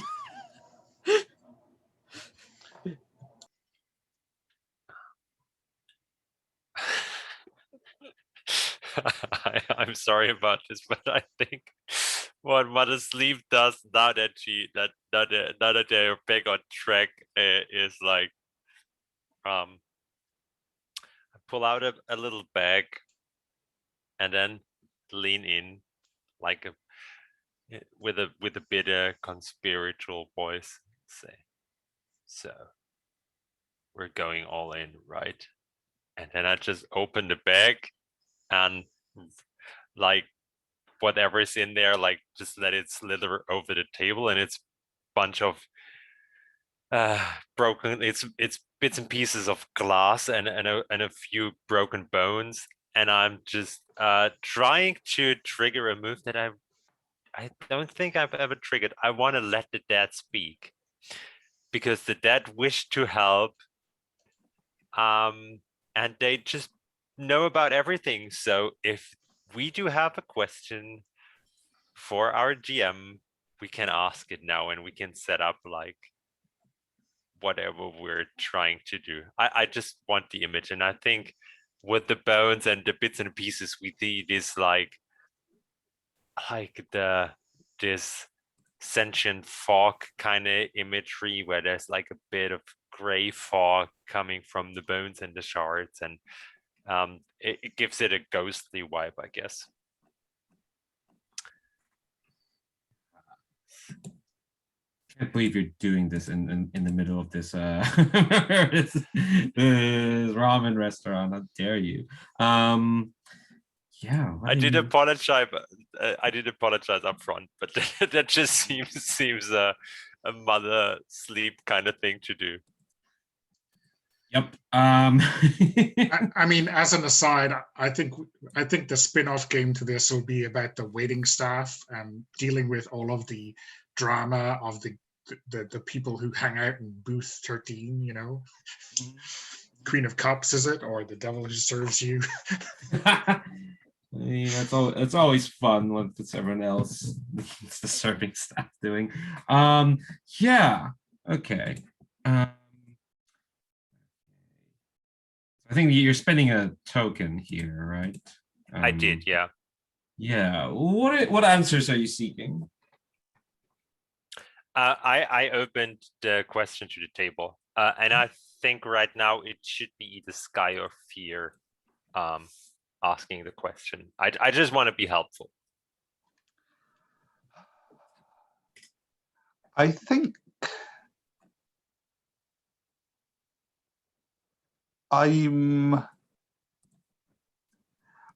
I'm asking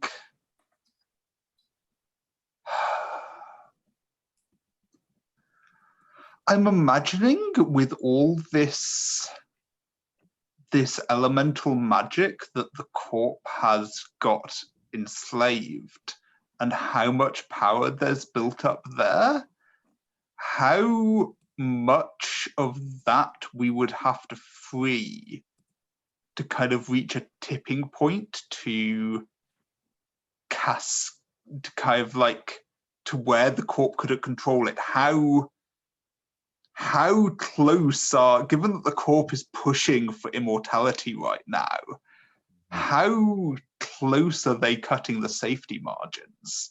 How could we tip it over the edge? Oh man. I mean, who controls the override protocols, right, on the elementals? Yeah. I think the dead speak. Somehow Palpatine has returned. Sorry, that's a terrible reference. No,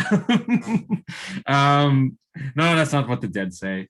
Star Wars. The dead speak, and I think like it is like a cascade of whispers that kind of fills up this booth, and it's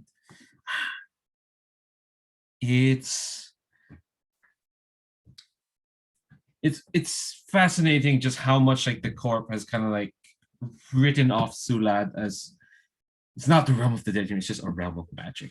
So we can carve it up. So they don't really, they've let slip how much info they've kind of given to the dead, to the spirits of the dead. And I think you've got a kind of like a good, you get like a good insight of how like the corp is playing this. And I mean, they've tried to play it smart, and like it's the linchpin isn't on one person. They tried to like spread out responsibility of who has control over this like reservoir of magic to like different key people.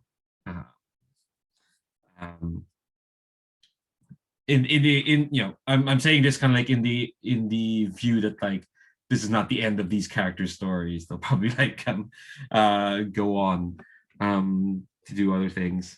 I think definitely one of those key people has to be Euphoria's brother. It just has to be. I think kind of like I kind of want to tie into like the NPCs, like, you know, we've not met, but like are there, exist in the world. I think they're kind of like people they're all people you know, they'll kind of tied into. And it's hard to tell. The dead can't tell if, like, you know, they sign up for it willingly or they unwittingly are like part of this nexus that the corpus kind of constructed. The funny thing is, like, the dead who would have those answers, they probably have been carved up and processed into facelessness. Yeah. Yeah. Who knew corpse not great?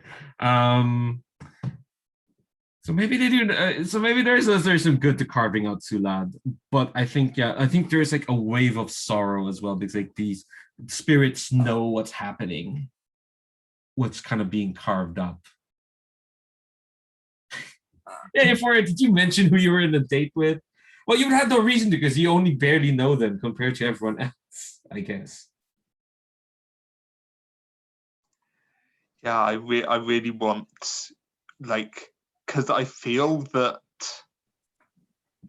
as a harbinger of the apocalypse, a bunch of elementals kind of tried to be persuaded to let it all loose and take on the court more directly. That would be of interest to them. So I kind of want to see how Morrow reacts to this and how we all react to Morrow. I want to say that was Morrow. like I kind of say that's like the ending to this session, so I've got an idea of how they react to this particular group. Okay. But if there's any more conversations to be had after the spirits kind of say, yeah, there's like a network of people, they kind of, you know, not control over the facelessness, but, you know, they be the people to track. But yeah, is there any more, like, anything I want to do? So I think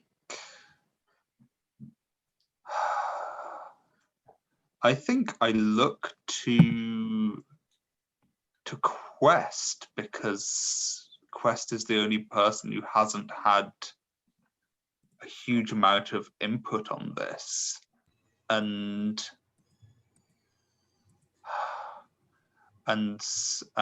I say, what'd you say? Taking the about. What would you say? Should we take the fight back to them?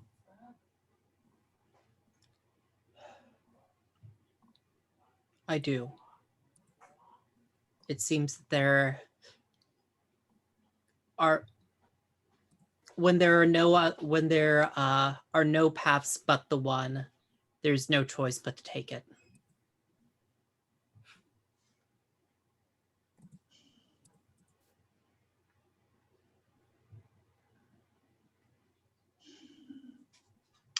And I think at that I'm probably using up the last of the bottle, because I'm doing this rather a lot. I pour another round of this drink and kind of raise my glass to that idea.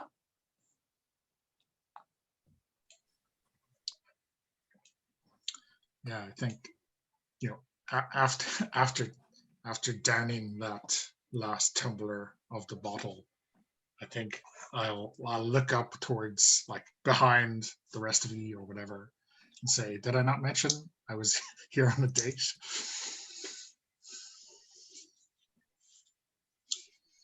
All heads turning. No sign. Yep.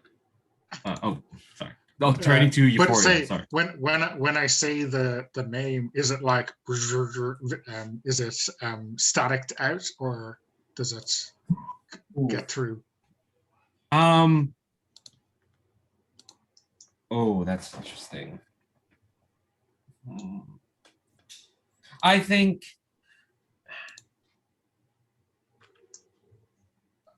like while you were in that date, there was no static, but when you say it, suddenly it's static again.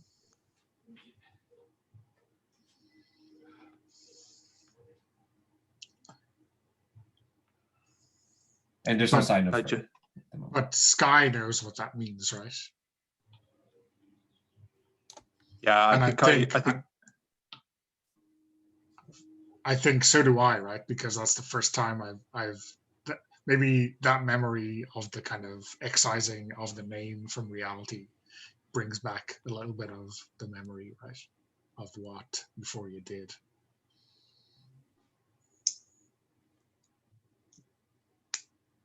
But yeah, there's like no sign of her at the moment. But I yeah, think- before you, oh, go ahead. I just raise my eyebrow and kind of look at you for a slightly uncomfortable length of time, kind of.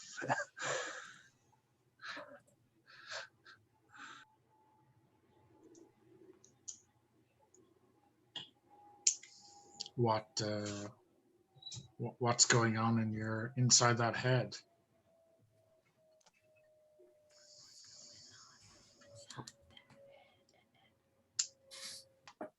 You know, were you saying something or you whispering Oh, something? yeah. Sorry, I was talking to myself. I'm sorry. Okay. Sorry. I think there's a perfect time to tell Sky not to hold back, right? Tell Yeah. me what you're really feeling.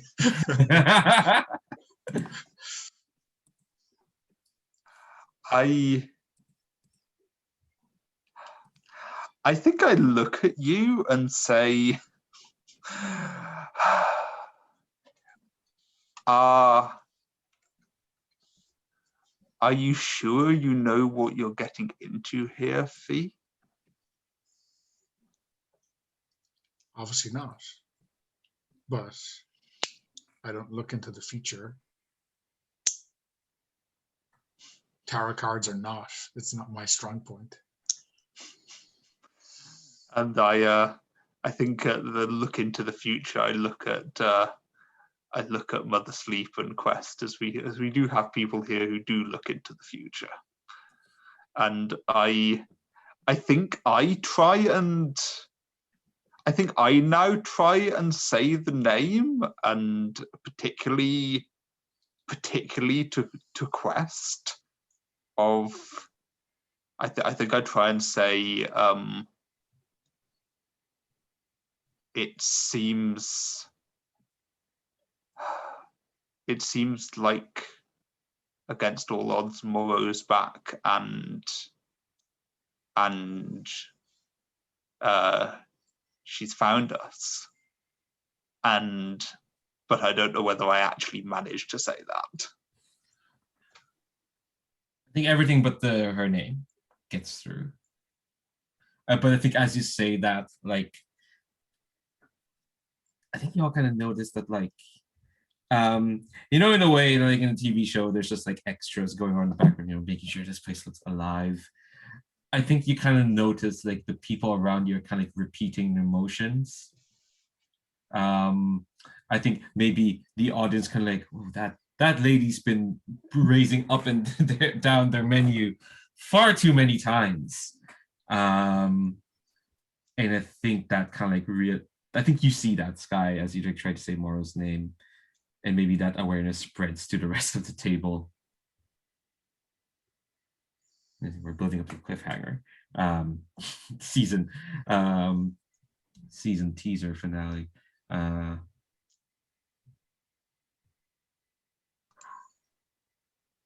look around suspiciously, and I think I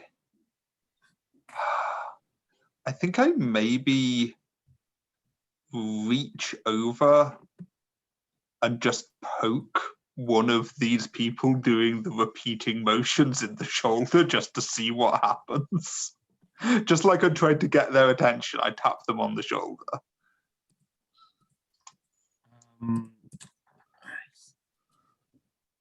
I think like you poke, and like it's like poking a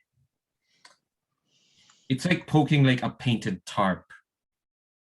The world around you shit ripples as you poke at it, and it's like you found like the edge of the set that's painted, and you poked at it at the backdrop. The people are still raising and repeating the motions, but that it feels like you've come to like the edge of the set that you're on right now. So I look back at the others and say, somehow I don't think this is the lost tortoise. And then we cut to black.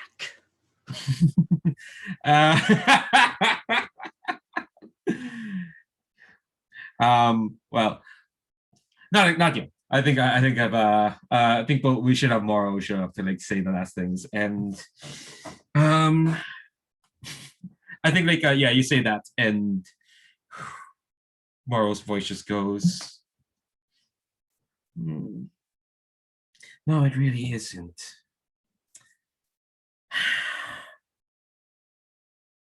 Next time you try to kill someone, be sure to get the job done. I think you hear Sky. You hear that whispered to behind, like against your neck. And I don't turn around to face this whisper, but I just say in front of me, I never tried to kill you.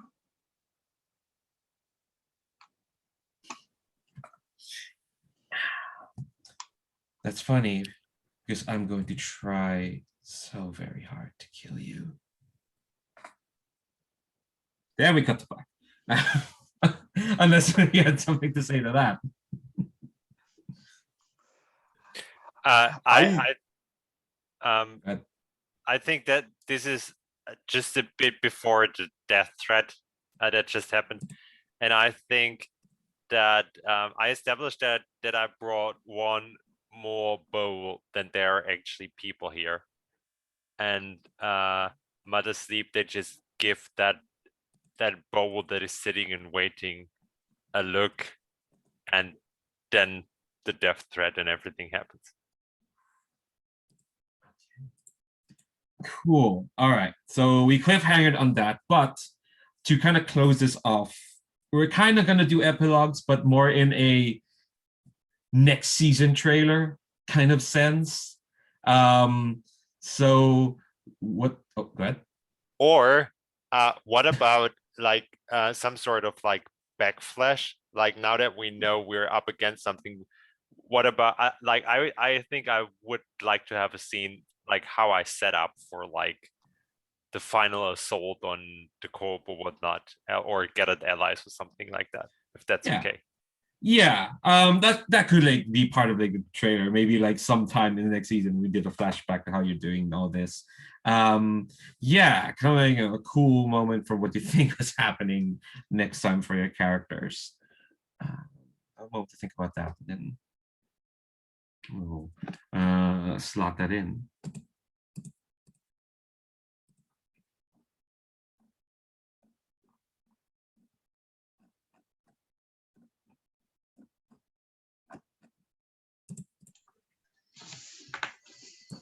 I think I might go first. Though maybe like when the death threat happens, right? There's a glance between Sky and Euphoria, because Sky always blamed Euphoria for Morrow's death, and so did Euphoria. So there is probably in no reality is Euphoria going to allow that vengeful slaying to fall on Sky and not herself. But yeah, next season on BAILIBAYAN, I think we might see Euphoria giving Sin the gift of black wings, and that coupled with the gift from Mother Sleep of being undetectable by the Corp means that Sin is like the perfect corporate raider. Raider raids corporates, raider for the corporates. You'll just have to convince her to like y'all. Well, she likes you for No, it. we don't. Okay, all right, cool. Okay. I mean, really, you just go without Quest with you.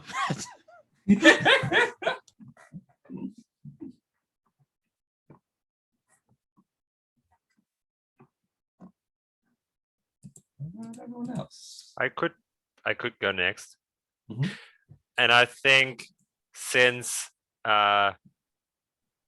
Mother Sleep is sort of over it, and she got help from Quest with the whole taking care of Sulat thing.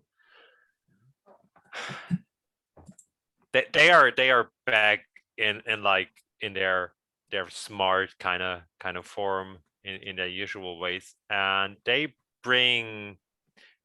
We see them open a portal to Sulat, and they bring seeds of a tree. They bring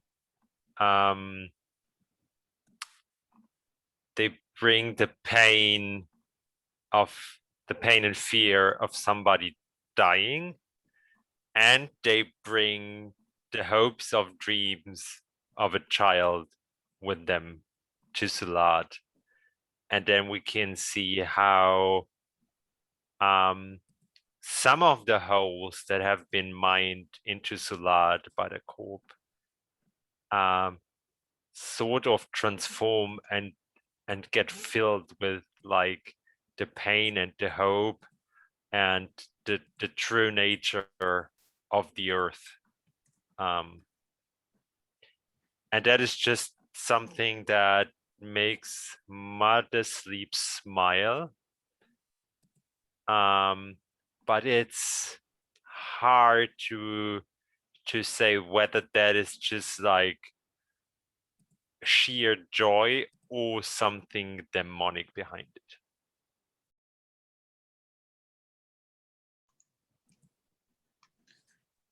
I think we don't see Sky.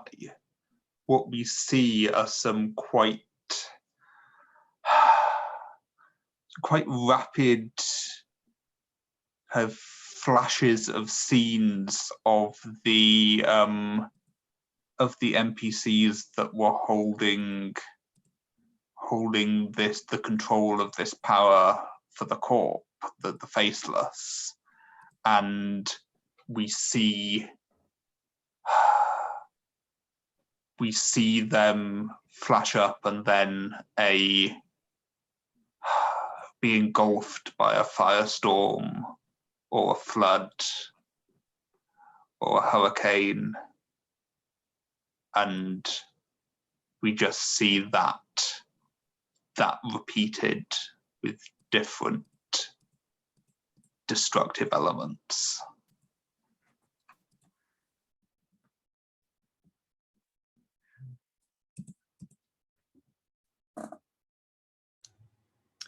I think that we see Quest, and it's unclear. Is she traveling through Salat, or is she traveling through the streets of the market? And I think that as she's running from something, and as it seems like she's gotten away, like the wall behind her kind of opens up into this inky blackness of the small gods of hunger and greed, and they kind of reach out with their tentacles and draw her into the walls.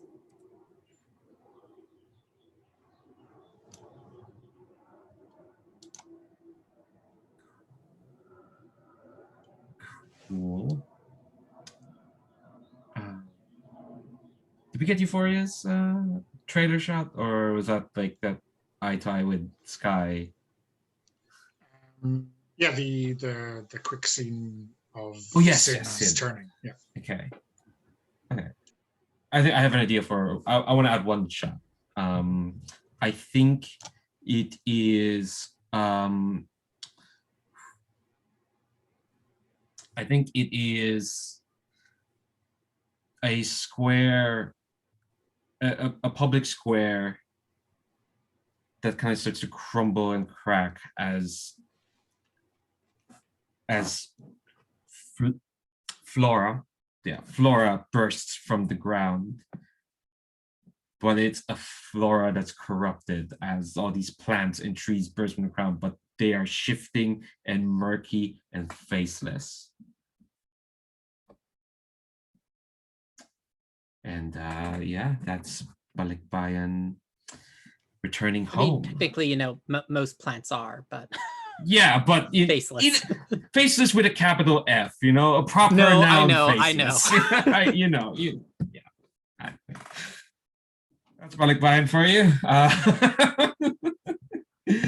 Ending the clarification. Thank you all so much for playing. The Fab players, anyone who's watching and listening.